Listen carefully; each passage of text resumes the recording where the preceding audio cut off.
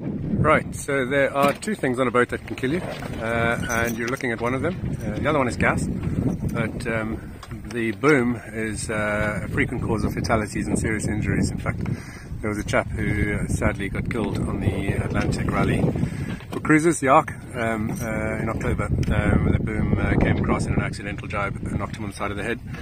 So I'll show you quickly what I do to prevent that. So I don't run a traditional preventer. What I do is I run a boom brake. So that there is essentially a climber's figure of 8, and I'll explain why I use that instead of a boom brake and a total preventer, and also why I use a climber's version and not a sailing version. So firstly, in terms of setup, I run my preventer line from the midship cleat through a block on the tow rail. The Moody's are quite nice because they have these pretty beefy tow rails. So I run it through there, run it up through the figure of 8, and then back across to across the coach roof, and then to a block on the other side. So you can see one of the things that makes me nervous on this boat is the positioning of the main sheet versus the companionway. So at the moment the conditions are really calm, but if we were in a serious blow and we were on a beam reach, it would be really difficult to get from here through the companionway, because the jib sheet, the main sheet would be directly across your pathway. So that preventer line currently is running in the wrong position. It should be further forward, and I'll explain in a sec. You can see my climber's figure of 8 is currently attached to the end of my boom. The reason for that is because I haven't yet installed a attachment point 3/4 down the boom, or a third of the way down the boom. So that is the next step, is to actually install it further forward. So that moves the brake further forward, and also changes the angles of this. But the principles that I'm trying to explain today remain the same. So you can see it's a climber's figure of 8. This is aerospace grade, or whatever they call it, aluminium, rated to 45 kilonewtons, I think. So way more than what we'll put through here.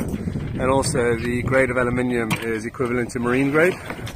The biggest difference, however, is that the boom brakes that you get for marine versions are either very technical and they cost 300 quid, or they are very simple and they still cost 150 quid. The climber's version costs 20 quid. So for 20 pounds, $30, something in that magnitude, you can get and rig up a brake like this pretty easily. Like I said, it should be attached further forward. Yeah, so absolutely zero reason why you need to go for a marine grade one, because the climber's one is, especially if they're 6061 aluminium, is absolutely adequate. In fact, I've got 2 or 3 of these on board, and so if I get concerned about one, I can swap it out for another one. I've still saved a lot of money.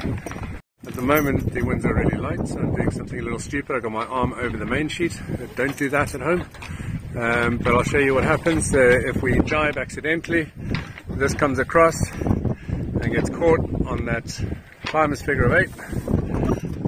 Got a little bit too much power in the boom at the moment for me to do that, but it will essentially run slowly through that figure of 8.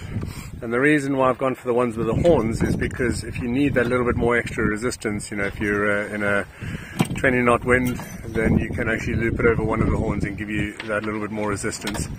But when the boom comes across, it is allowed to come across, but it comes across slowly. So you don't end up in a situation where you get knocked down or blown over. I've had that before. It's not fun at all. I had it with 2 kids and a dog on board. Definitely not recommended. So you can see it from a slightly different angle. Again, being a little precarious. Don't try this at home, kids. Yeah, so if it moves across, then that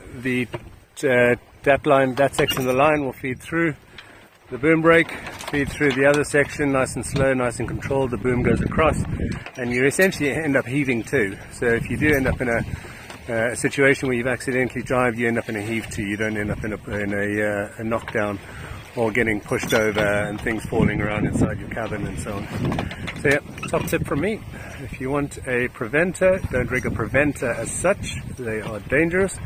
rig a boom brake instead. And if you are going to go for a boom brake, there's absolutely zero reason why you can't go on Amazon and buy one of these.